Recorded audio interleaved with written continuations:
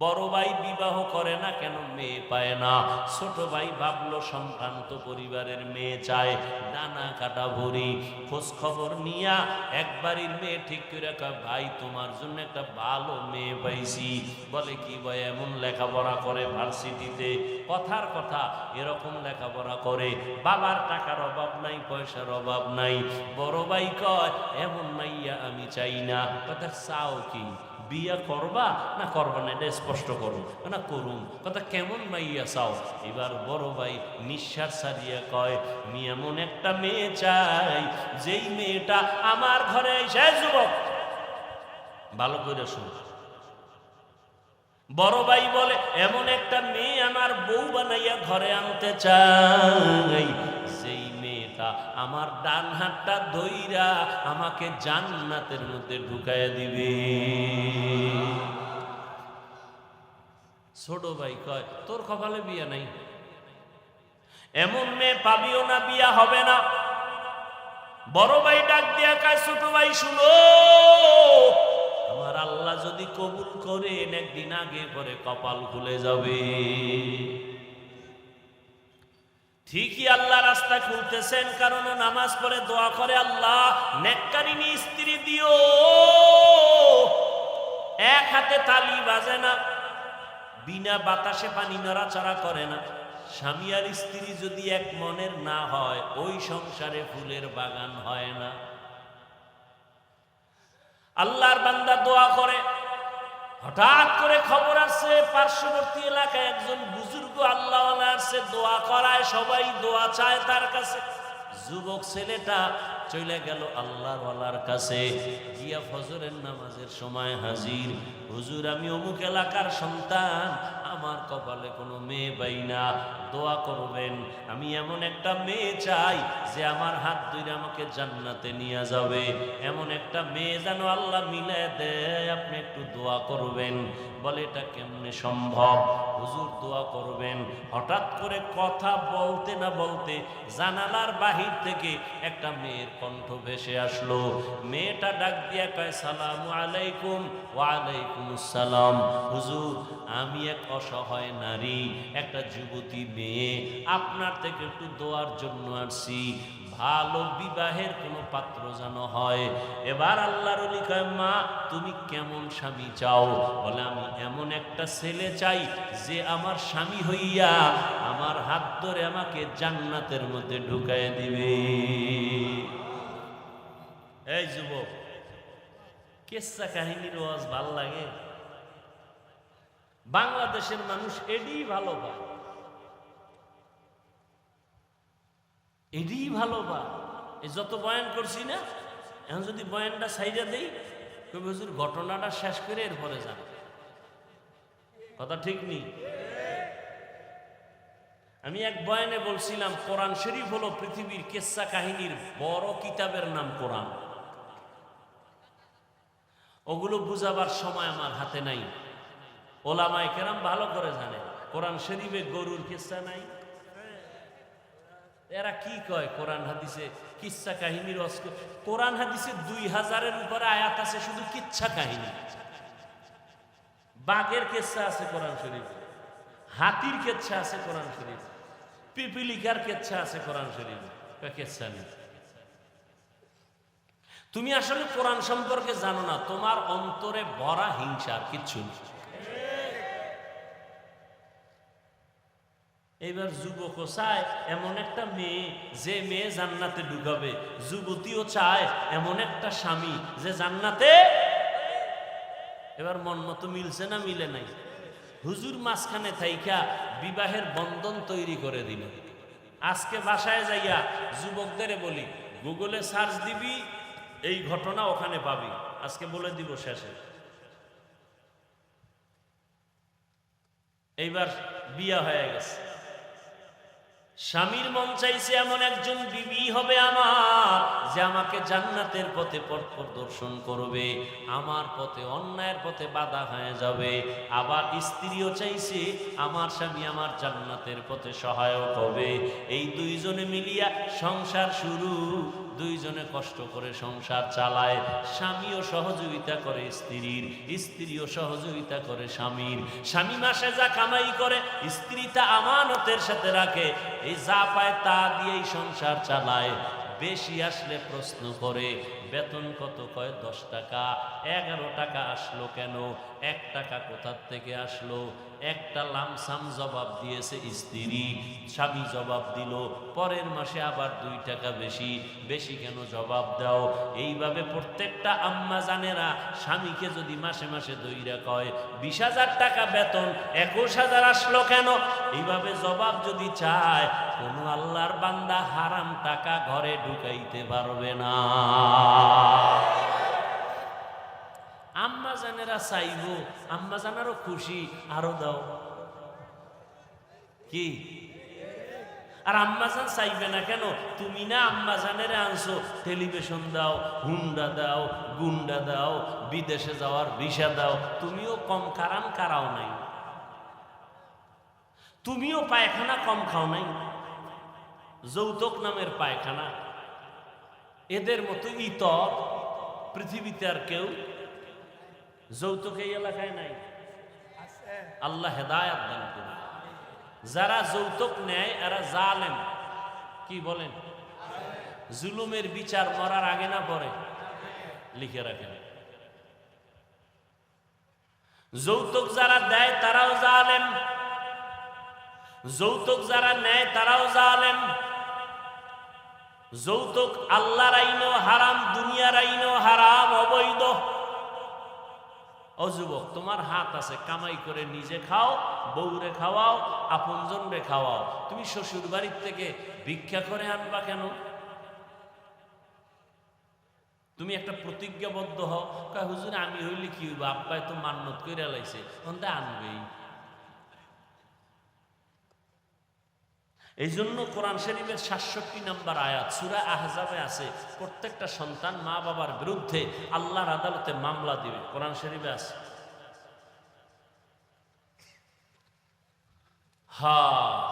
দোনোজনে স্ত্রী স্বামী দোনোজন সংসার করে।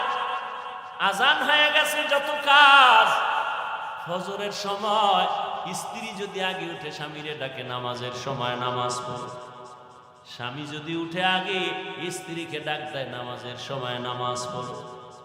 এইভাবে যদি সংসার চলে, ওই সংসারে কোনোদিন অশান্তি হবে না। দোনোজনে নামাজ পড়ে আর আল্লাহর কাছে দোয়া করে, আল্লাহ একটা নেককার সন্তান দিও, আমরা মরিয়াও গেলে যেন সন্তানের আদর্শের কারণে মানুষ আমাদের দোয়া করে। আমরা এমন স্বামী আর স্ত্রী, আমি জীবনভর দোয়া করছি নেককার স্ত্রী চাই, স্ত্রী দোয়া করছে নেককার স্বামীর জন্য। ও আল্লাহ, তুমি আমাদের মিলায় দিছো, এখন একটা সন্তান চাই নেককার। দুইজনে কান্না করে দোয়া করছি, আল্লাহ এমন একটা সন্তান তাকে দান করেছেন, যেই সন্তান আদর্শ নিয়ে বড় হইয়া জালেমদের হাত থেকে প্রথম কিবলা বাইতুল মুকাদ্দাসটাকে হস্তগত করে নিল, স্বাধীন করলো। এই একটা ছেলেই যথেষ্ট। গুগলে গিয়ে আজকে নাম দেখে ইতিহাস পড়, ওই ভাগ্যবান সন্তানের নাম হলো সৈয়দ সালাউদ্দিন আইয়ুবী রহমাতুল্লাহ আলাইহি। সালাউদ্দিন আইয়ুবীর নাম শুনছো? সালাহুদ্দিন, দ্বীনের পরিশুদ্ধকারী, ধর্মের পরিশুদ্ধকারী, বাইতুল মুকাদ্দাসকে স্বাধীন করেছে সালাউদ্দিন আইয়ুবী।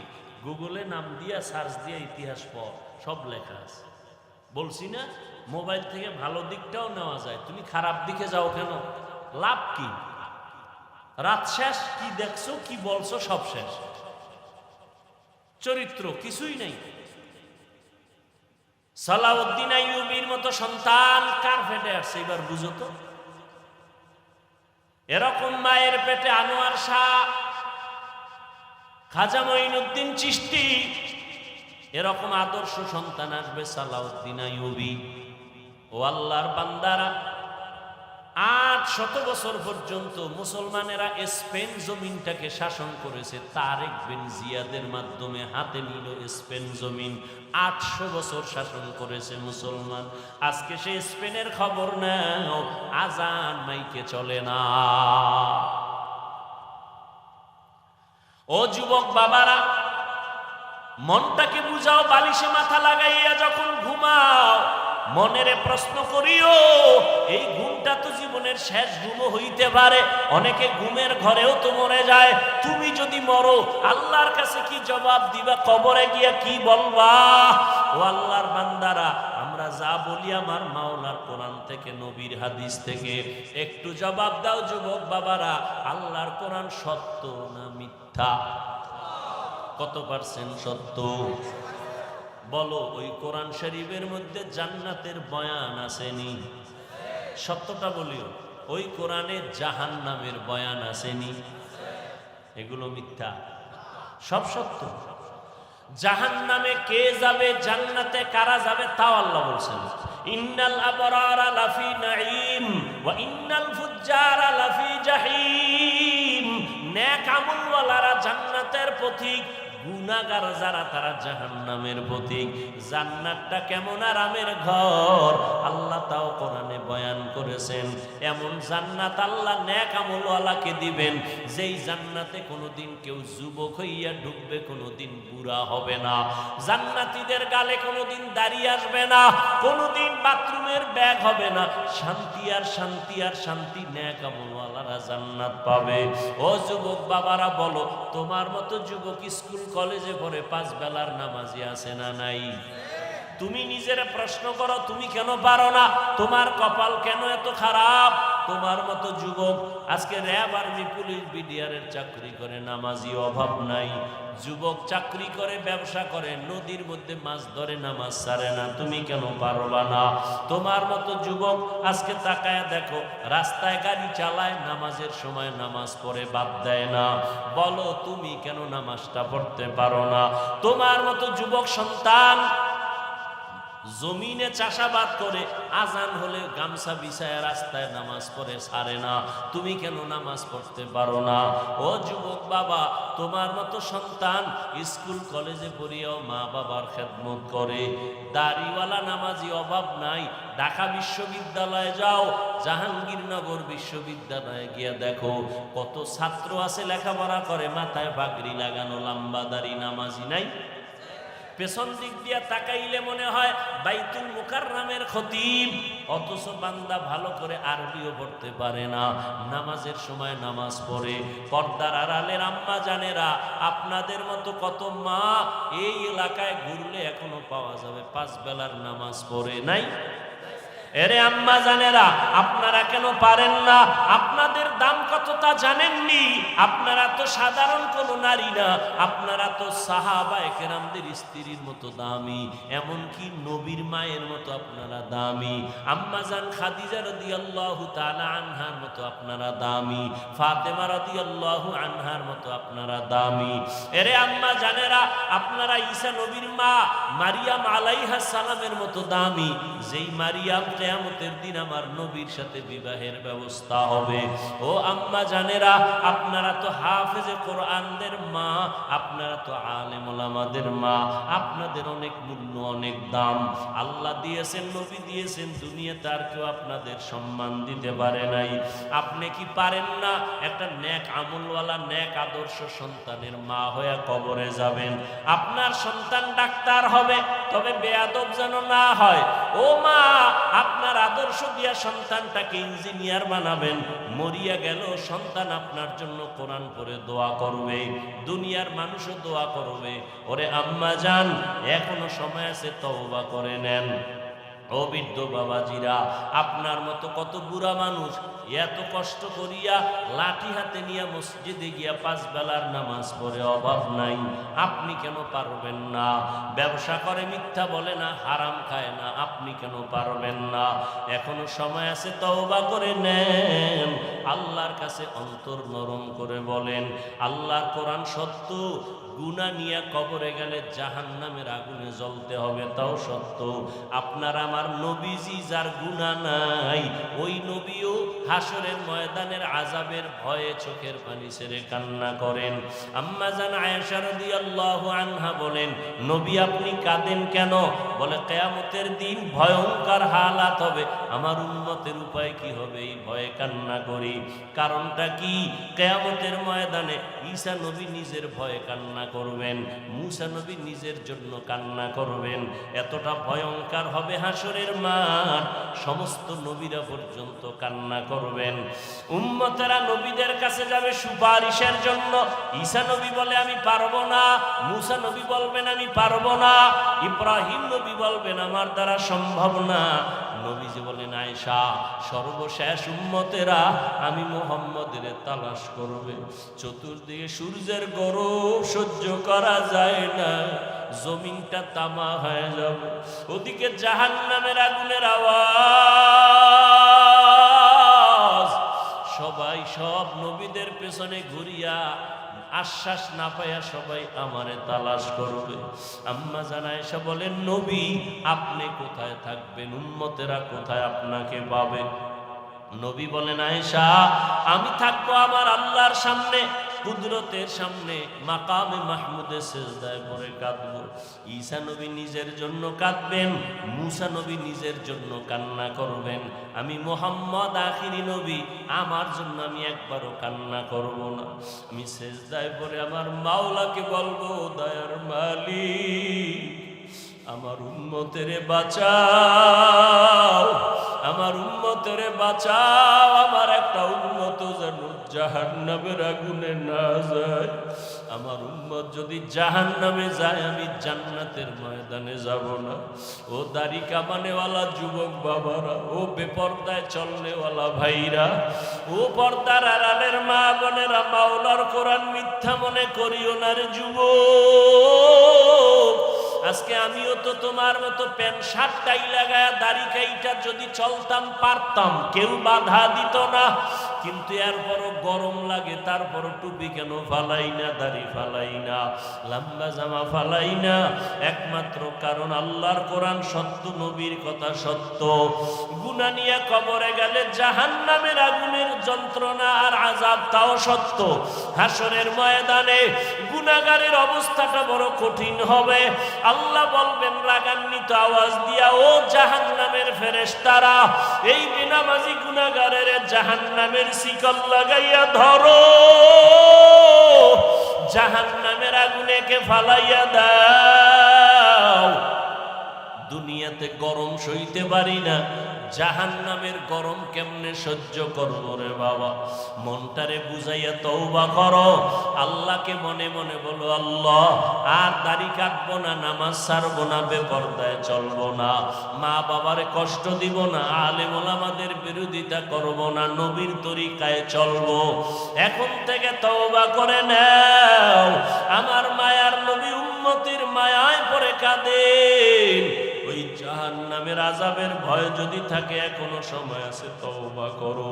ও যুবক, মা বাবা থাকলে দোয়া নিও, মা বাবার দোয়া ছাড়া তুমি লেখাপড়ায় পাশ করতে পারবা না, সম্মানের চেয়ারে বসতে পারবা না। আজকে এই চেয়ারে বসছি মা বাবার দোয়া আর চোখের পানির কারণে।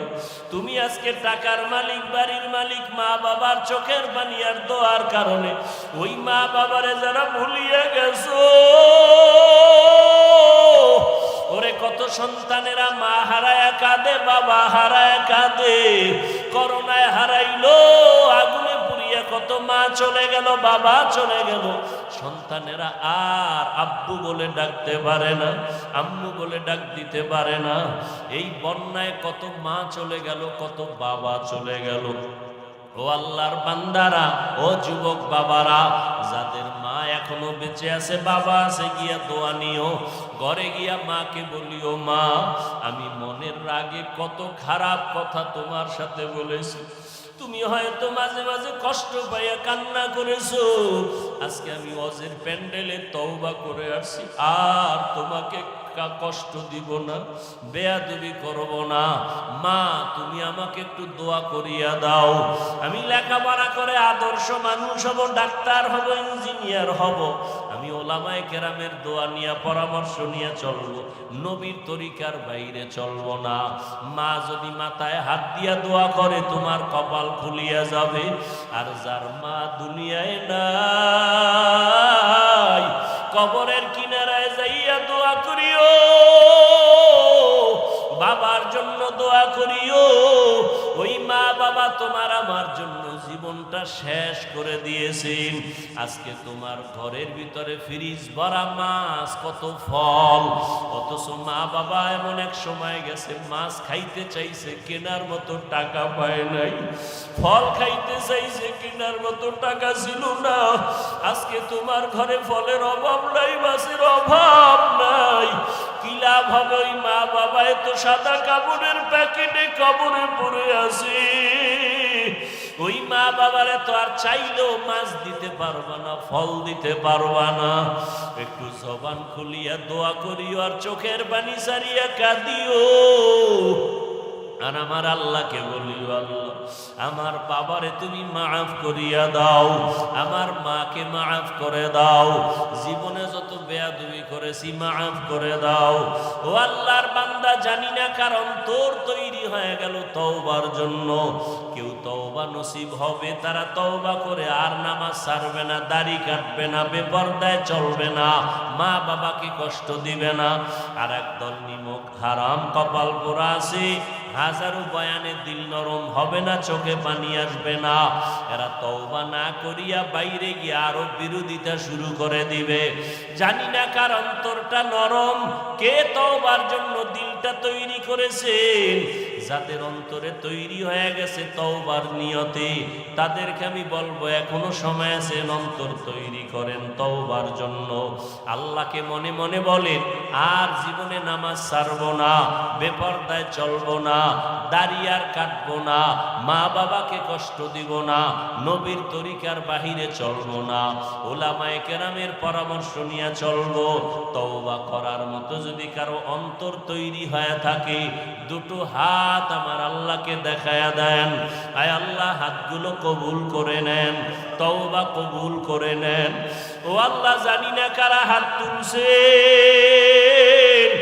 আমরা তওবার নিয়তে হাত তুলেছি, আর নামাজ ছাড়বো না, আর বেপরদায় চলবো না, দাড়ি কাটবো না, নবীর তরিকার বাহিরে চলবো না, মা বাবারে কষ্ট দিব না, ওলামায়ে কেরামের পরামর্শ নিয়া মুরব্বীদের সাথে বেয়াদবি করব না। ও আল্লাহ, আমাদের তওবা কবুল করে নেন, তওবার উপরে মজবুত হইয়া চলার মতো তৌফিক আমাদের দান করেন, আমিন।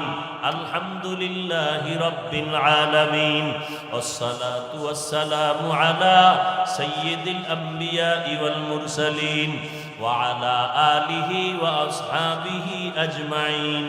ইয়া আরহামার রাহিমিন, ইয়া আরহামার রাহিমিন, ইয়া আরহামার রাহিমিন।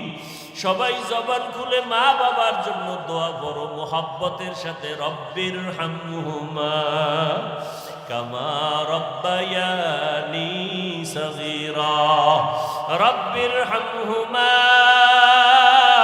কামা রব্বায়ানি সগীরা। আল্লাহুম্মা ইন্নাকা আফুউন কারীম তুহিব্বুল আফওয়া ফা'ফু আন্না। আল্লাহুম্মা ইন্না নাসআলুকা রিযাকা ওয়াল জান্নাহ ওয়া নাউযু বিকা মিন সাখাতিকা ওয়ান নার।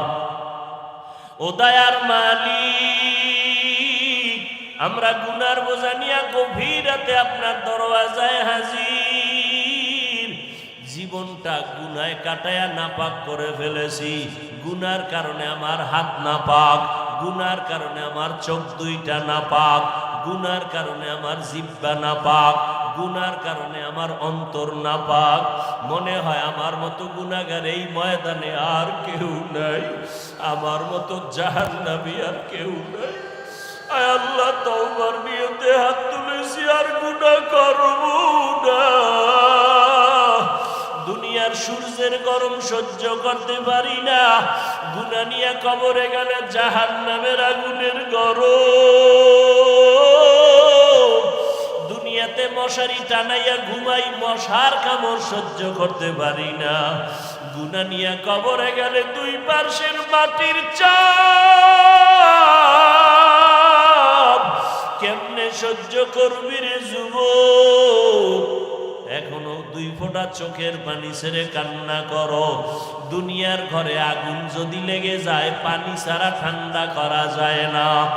গুনার কারণে জাহান্নামের আগুন চোখের পানি ছাড়া ঠান্ডা করা যাবে না রে বাবা। চোখের পানি ছেড়ে কাঁদো।